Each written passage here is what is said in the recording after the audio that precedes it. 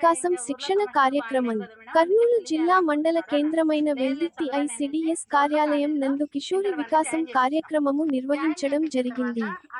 Project ICDS సిడిపిఓలు ఆధ్వర్యంలో కిశోర వికాసం మండల స్థాయి టిఓటి శిక్షణ కార్యక్రమం నిర్వహించారు.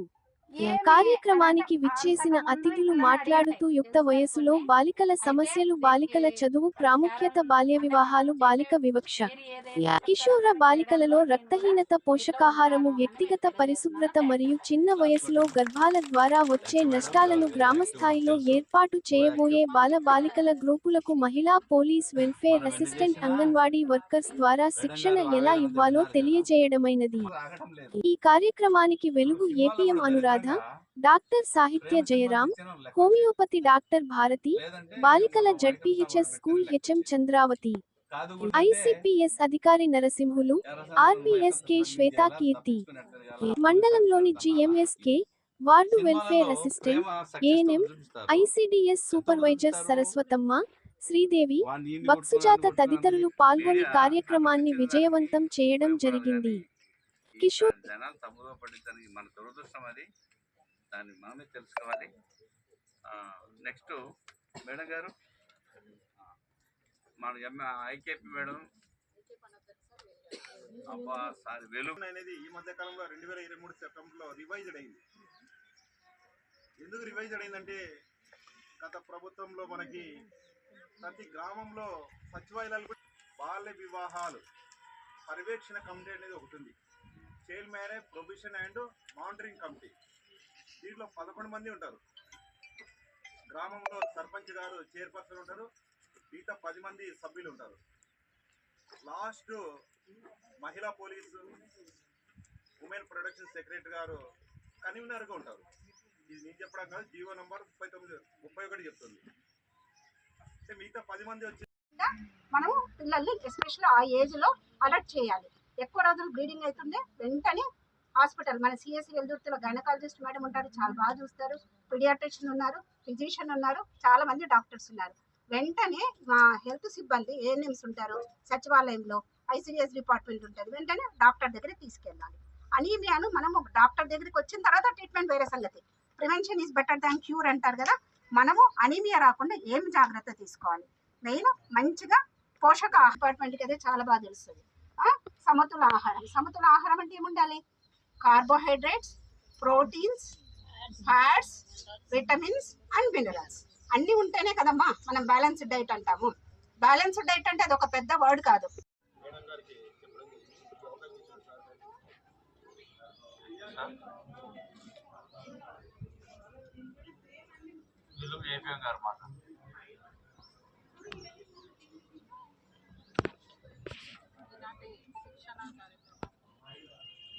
అందరికీ కూడా నా నమస్కారాలు. నా పేరు అనురాధ. నేను ఇక్కడ మండలంలో ఏపీఎంగా కొత్తగా వచ్చాను. ఇప్పుడు ఇన్ని ట్రైనింగ్లు ఎందుకు ఇస్తున్నారు అంటే, మన పాత్ర అనేది గ్రామాల్లో చాలా ఉంది అని తెలియజేయడానికి ఇస్తున్నారు. ఎందుకంటే మేము కూడా జిల్లా లెవెల్లో వెళ్ళి ట్రైనింగ్ ఒక అప్డేట్ అయినప్పుడు ఏం చేయాలా, ఏమి మండలాల్లో ఉన్నటువంటి సిబ్బంది, ఇక్కడ ఉన్న వాళ్ళందరూ కూడా హెల్త్ డిపార్ట్మెంట్ నుంచి వచ్చారు, తర్వాత పోలీస్ డిపార్ట్మెంట్, ఇంకా ఎడ్యుకేషన్, అంటే ఇక్కడ ఆల్ డిపార్ట్మెంట్స్ అందరి పాత్ర ఇక్కడ ఉంది. మేడం అన్నట్టు నేను అన్నీ చేయడానికి పోతాను కానీ దానికి పరిష్కారం చెప్పండి అన్నారు ఒక క్వశ్చన్. అప్పుడే చెప్దాం అనుకున్నా. పరిష్కారం అనేది ఒక్కరి మీద లేదు, అందరి మీద ఉంది. ఎందుకంటే అందరము ఆల్ డిపార్ట్మెంట్స్ వాళ్ళందరం కలిస్తే ఒక సమస్యని ఒకేసారి పరిష్కరించలేము. ఏదైనా మార్పు అనేది ఒక్కసారిగా రాదు. ఏదైనా సరే, ఏ విషయంలో కానీ. మనకు సపోజ్ ఒక ఎగ్జాంపుల్గా అనుకుంటే, మన రీసెంట్గా వచ్చినటువంటి కరోనా టైంలో మనం అందరం వ్యాక్సిన్ వేయించుకోవాలంటే మనం కూడా ముందుకు వెళ్ళలేకపోయినాం కదా. అప్పుడు ఫస్ట్ మనకే ఇస్తూ మన ద్వారా ఇచ్చుకోగలిగారు. అంటే నమ్మకాన్ని ఎప్పుడైతే కలిగిస్తామో అప్పుడు వాళ్ళు కూడా ఇలా ఉంటే బాగుంటుంది, ఇది కరెక్టే అని వాళ్ళు నమ్మాలా అంటే అంత ఈజీగా నమ్మరు. ఇప్పుడు ఈ యొక్క చైల్డ్ మ్యారేజ్ కావచ్చు, ఇంకా ఇప్పుడు యూత్లో ఉన్నటువంటి పిల్లలు ఇలా ఎందుకు తయారవుతున్నారు అంటే, మన ప్రతి కుటుంబంలో కూడా ఇక్కడ మనం పేరెంట్స్ ఇక్కడ ఉన్న వాళ్ళందరం కూడా అమ్మాయిలు ఉన్నారు, అబ్బాయిలు ఉన్నారు, అందరికి బిడ్డలు ఉన్నారు కదా. ఒక చిన్న పిల్లలు ఉన్నారు, యుక్త వయసు పిల్లలు ఉన్నారు, కొద్దిగా ఏజ్డ్ వాళ్ళు ఉన్నారు. ఇలాంటి మనమే ఇప్పుడు జాబ్ ఇక్కడికి వచ్చాము అని అంటే మన పిల్లలకి మనము ఏం చెప్తున్నాము అనేది కూడా మనం కూడా క్వశ్చన్ వేసుకోవాలి. అంటే అమ్మాయిలు ఎలా ఉండాలి, అబ్బాయిలు ఎలా ఉండాలి, తర్వాత మనకు సమాజంలో ఏ విధంగా ఉండాలి ఏంటి అనేది కొంత మనం కూడా ఫ్యామిలీస్తో మనం కూడా తీరిక లేకుండా అంత ఇదిగా అయిపోయి అందరూ కూడా పిల్లలు అన్నంగానే వాట్సాప్లు సెల్లులు అవి చూసుకుంటూ అక్కడ కొద్దిగా చాలా వరకు ఇదైపోతున్నారు. స్కూల్లో ఉన్నటువంటి టీచర్ పాత్రే కాదు, ఇలా చైల్డ్ మ్యారేజ్ జరిగినప్పుడు ఒక అంగన్వాడీ సూపర్వైజర్ పాత్రే కాదు, అక్కడ ఉన్న సర్పంచ్ పాత్రే కాదు, అందరము ఇక్కడ ఆల్ కుటుంబాలు మనతో లాగే గ్రామాల్లో ఉన్న ప్రతి కుటుంబంలో ఉన్నటువంటి తల్లిదండ్రులకు ముందు అవగాహన ఇవ్వాలి. అందుకే హెల్త్ పరంగా చాలా వరకు వాళ్ళకి అవగాహన ఇస్తే చాలా వాళ్ళు ఆలోచిస్తున్నారు. అంటే నేను మహిళా సంఘాల వాళ్ళకి మా దగ్గరికి లోన్ అన్నప్పుడు అందరినీ రమ్మని చెప్తున్నా. అంటే ఆల్మోస్ట్ ఆల్ 10 మంది వచ్చారు అంటే 10 కుటుంబాల నుంచి వాళ్ళు వస్తారు. ఆ 10 కుటుంబాలకి కూడా నేను కొద్దిగా వాళ్ళకి చెప్పి, అంటే ఓన్లీ లోన్ విషయమే కాకుండా ఈ విషయాలు కూడా డిస్కస్ చేస్తున్నా. అంటే ఇప్పుడు చిన్న వయసులోనే పెళ్లి చేయడం వల్ల ఆరోగ్యరీత్యా మన బిడ్డలు ఏ విధంగా నష్టపోతారు అనేది అవగాహన కలిగించాల. అంటే అమ్మాయి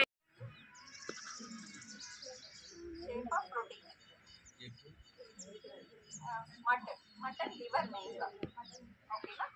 సో ఇప్పుడు మనం చెప్పి మీరు ఆల్మోస్ట్ అన్ని కవర్ చేశారు. కానీ ఏంటంటే వెజిటేరియన్ ఫుడ్ తీసుకుంటే ఆకుకూరలో వాటిల్లో ఏంటంటే మనకు అబ్జార్ప్షన్ అనేది ఇప్పుడు మనం తిన్నాం అనుకోండి 2 కట్టలు 3 కట్టలు తింటే అందులో మనకు అబ్జార్బ్ అనేది 10-20% వస్తుంది అనమాట.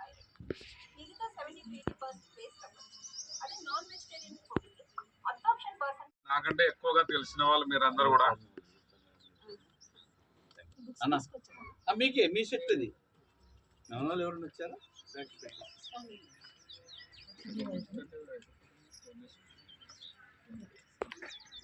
జనరల్గా ఏంటంటే మేము జనరల్ విషయాలు మాట్లాడతాం, సొసైటీలో తిరుగుతుంటాం కాబట్టి నాకు ఈ కిషోర బాలికల గురించి విషయం వచ్చినప్పుడు నా మనసులో, అంటే మేము బయట తిరుగుతున్నప్పుడు మాకు వచ్చిన సమస్యలు అంటే కొన్ని తెలిసినవి ఏంటంటే, హై స్కూళ్ళలో అమ్మాయి పీరియడ్స్ అయినప్పుడు ప్యాడ్స్ ఇవ్వలేకపోయినారు హెచ్ఎం వాళ్ళు.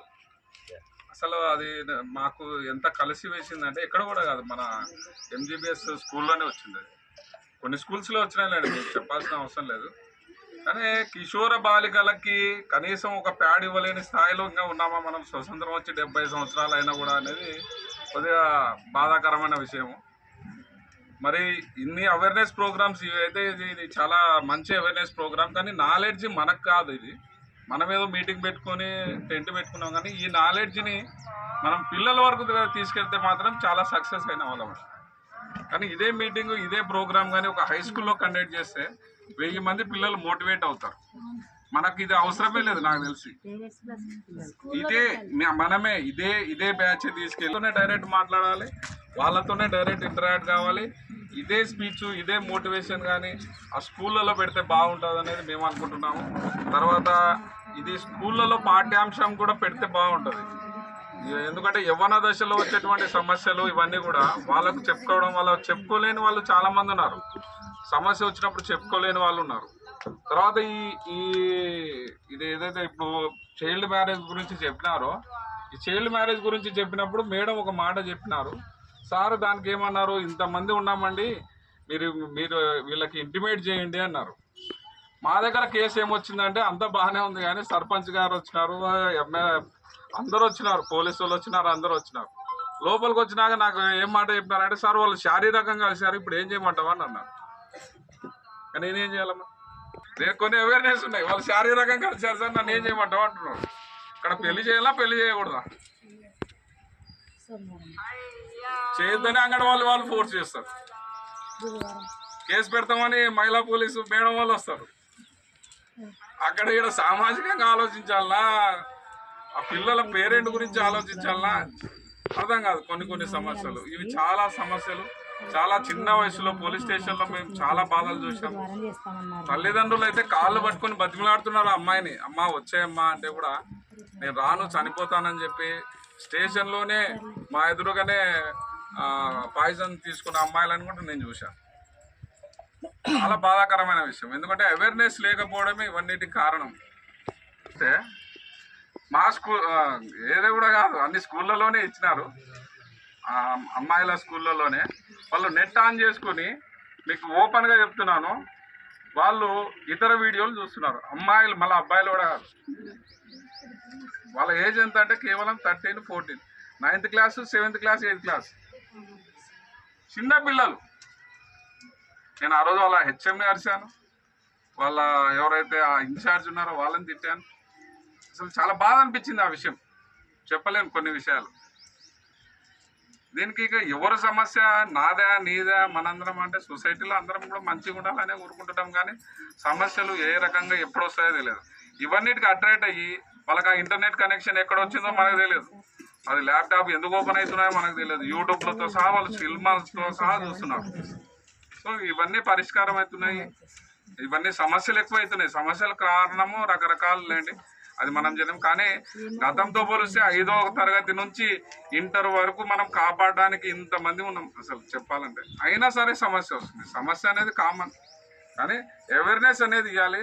ఈరోజు సబ్జెక్టు నిజంగా నేను అనుకుంటున్నాను, ఈ సబ్జెక్ట్ కానీ స్కూళ్ళలో పెడితే అమ్మాయిలకి నాలెడ్జ్ కానీ తీసుకెళ్తే చాలా బాగుంటుంది. బుక్స్ లో ఉందా? మరి అదే ఈ మా టీచర్ సిగ్గుపడుతున్నాడు, మాకంటే ఆయన సిగ్గుపడతాడు చెప్పడానికి. సైన్స్ టీచర్లు ఉండే వాళ్ళు చెప్పడానికి వాళ్ళు సిగ్గుపడుతున్నారు, మాకైతే తెలియదు అప్పుడు. ఇంకా ఇప్పుడైతే అన్ని చిన్నపిల్లలకి ఇప్పుడు అన్నీ తెలుసు, కానీ మాకైతే ఆ టైంలో ఏం తెలియదు. కానీ ఆ టైంలో మేడం కొంచెం చెప్పండి మేడం, కొంచెం మనం చెప్తే వినేది కాదు, డిస్కషన్ మెయిన్. సపరేట్గా ఓన్లీ ఫర్ గర్ల్స్కి క్లాస్ తీసుకొని మేడం డాక్టర్స్ అవన్నీ టోటల్ ఇన్ఫర్మేషన్ పిల్లలకి కేర్ తీసుకుంటున్నారు. తర్వాత ప్రతి థర్స్డే టోటల్ స్కూల్లో అందరికీ ఐరన్ శాంపిల్స్ ఇస్తున్నారు. గర్ల్స్కి అయితే రెగ్యులర్గా డైలీ లంచ్ అవ్వగానే మేము ఐరన్ సప్లిమెంట్స్ సప్లై చేస్తున్నాము. చాలా కేర్ఫుల్గా వాళ్ళు హెల్త్ వాళ్ళు అయితే రావడం జరుగుతుంది. మాది సూర్యపల్లి హై స్కూలు.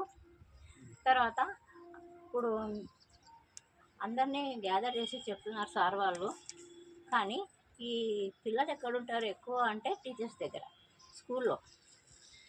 కాబట్టి ఈ మీటింగ్లు స్కూల్లో పెట్టాలా. సార్ సైన్స్ టీచర్లకు మాత్రమే ఫుల్ అవేర్నెస్ ఉంటుంది, మిగతా వాళ్ళకి ఉండదు. ఓకే, మంచి పాయింట్ ఇచ్చారు. గర్ల్స్ స్కూల్లో 40 మంది టీచర్లు ఉంటారు. లేడీ టీచర్లకు తెలుస్తాను ముఖ్యంగా. పక్కన పంచాయతీ సెక్రటరీ పోతుంటారు. వాళ్ళ అబ్బాయి మా స్కూల్లో ఉంటే ఆయన నాకు ఇచ్చేస్తాడు, లేదనుకో ఆమెకి మాత్రం ఇచ్చేస్తాడు. బ్యాగ్ మోసుకుంటారు, అలా ఆమెకి బ్యాగ్ మీద పంపిస్తారు. అని ఇక్కడ కూడా లేదు. అంటే పథకాలు ఎవరి ద్వారా పోతున్నాయో వాళ్లకు ప్రజలు గౌరవిస్తారు, వాళ్ళ మాట వింటారు. కాబట్టి నా సలహా ఏమంటే, మనం ఏ పథకాలు వాళ్ళకి రావాలన్నా మీరు ఇది పాటించాలి. ఒక రూల్ అంటే చైల్డ్ మ్యారేజెస్ అట్లాంటివి చేస్తే మీకు పోలీస్ స్టేషన్ కూడా ఎవరు వాళ్ళు హెల్త్ కార్డు ఇష్యూ చేయాలి, రేషన్ కార్డు ఇష్యూ చేయాలి. అంటే ఏ డిపార్ట్మెంట్ వాళ్ళందరూ కూడా మాట్లాడుకొని మా నుంచి నీకేమీ రావద్దు ఇలా చేస్తే అనే అవేర్నెస్ చేయాలి. పిల్లలు చేసే పొరపాట్లకి మనము వాళ్ళు అన్మెటెడ్ కాబట్టి తెలియక చూస్తారు, తర్వాత పశ్చాత్తాపడతారు. మనం ఇప్పుడు కౌమారం కిషోర వికాసం పిల్లలు అడల్ట్స్ గర్ల్స్ ఎవరి మాటలు అంటే వాళ్ళు విని వాళ్ళ మాయ మాటలకు లొంగిపోయి ఇంట్లో నుంచి వెళ్ళిపోతారు. అలాంటి పిల్లలు ఎక్కడ అవుతుంటారు? అక్రమ రవాణా వాళ్ళు బాంబేలోను వేరే వేరే ప్రదేశాలకు వెళ్ళిపోతారు. కాబట్టి పిల్లలకి గుడ్ టచ్ గురించి, సేఫ్ టచ్, అన్సేఫ్ టచ్ గురించి కూడా మేము స్కూల్స్లలో అవేర్నెస్ ప్రోగ్రామ్ కలిగిస్తుంటాం. అదేవిధంగా అడాప్షన్ సా అని మనకు స్పెషలైజ్ అడాప్షన్ ఏజెన్సీ సి క్యాంప్లో ఉంటుంది. ఇక్కడ ఏముంటుందంటే పిల్లలు తప్పిపోయిన పిల్లలు, దొరికిన పిల్లలు ఎవరైతే నెగ్లెక్టెడ్ చేయాలి మాకు వద్దు మేము కానీ కారా వెబ్సైట్ ద్వారా వాళ్ళు లాగిన్ అయితే వాళ్ళకి పిల్లల్ని అడాప్షన్ ప్రాసెస్ లీగలైజ్డ్గా ఎల్ఎఫ్ఏ డిక్లేర్ చేసి సిడబ్ల్యూసీ రిజిస్టర్ చేసి పిల్లల్ని వాళ్ళకి అడాప్షన్ ప్రాసెస్ ద్వారా ఇస్తారు. ఇది ముందు ఫ్యామిలీ కోర్ట్ ద్వారా జరుగుతుంది. ఇప్పుడు మన కలెక్టర్ గారి సమక్షంలో కలెక్టర్ గారి ద్వారా ప్యాప్స్కి అంటే ప్రాస్పెక్టివ్ అడాప్షన్ పేరెంట్స్కి వాళ్ళకి లీగల్గా వాళ్ళ బేబీస్ని అడాప్షన్ ఇవ్వడం జరుగుతుంది అనమాట. అదేవిధంగా మన కరోనా టైంలో కర్నూలు డిస్టిక్ నుంచి 8 మంది పిల్లలకి, నంద్యాల డిస్టిక్ నుంచి 8 మంది పిల్లలకి, కోవిడ్తో చనిపోయిన పిల్లలకి స్టేట్ నుంచి 10 లక్షలు, సెంట్రల్ నుంచి 10 లక్షలు మన ఐసిడిఎస్ డిపార్ట్మెంట్ ద్వారా ఇవ్వడం జరిగింది. Thank you. ఐసిడిఎస్ మనకు ఐసిడిఎస్ డిపార్ట్మెంట్లో 4 వింగ్స్ ఉందన్నమాట. ఒకటి 1098 child help line, DCP unit staff అంటే పుట్టిన పిల్లల నుంచి 18 సంవత్సరాల వరకు, పుట్టిన పిల్లల నుంచి 18 సంవత్సరాల పైన పనిచేసే విభాగము. నెక్స్ట్ డీవీసీ సెక్షన్ అంటే డొమెస్టిక్ వైలెన్స్ యాక్ట్. నెక్స్ట్ దిశ వన్ స్టాప్ సెంటర్, ఇది గవర్నమెంట్ జనరల్ హాస్పిటల్లో ఉంటుందన్నమాట. అదేవిధంగా మనకి పెద్దపాడు చిల్డ్రన్ హోమ్ ఉంది, నెక్స్ట్ పతికొండ చిల్డ్రన్ హోమ్ ఉంది. ఇక్కడ సిడబ్ల్యూసీ ముందు ప్రొడ్యూస్ చేసిన తర్వాత ఆ పిల్లలు వాళ్ళ పేరెంట్స్ దగ్గరికి వెళ్ళనని, వాళ్ళు ఎలోపుడు కేసెస్ కానీ చైల్డ్ మ్యారేజ్ కేసెస్ వచ్చినప్పుడు వారి పేరెంట్స్ కౌన్సిలింగ్ ఇచ్చినా కూడా వినని పిల్లలు, మేము మా పేరెంట్స్ దగ్గరికి వెళ్ళాము మాకు సేఫ్ లేదు అనే పిల్లల్ని మనకి తిరుపతి చిల్డ్రన్ హోమ్ ఉందంట. అక్కడ టైలరింగ్ కానీ, మిషన్ కానీ, నెక్స్ట్ ఎడ్యుకేషన్తో పాటు వాళ్ళకి మినిమం ఎథిక్స్, మారల్స్ ఇవన్నీ నేర్పిస్తారు. దీనికి మనము సిడబ్ల్యూసీ ముందు ప్రొడ్యూస్ చేసి వాళ్ళ ద్వారా అక్కడ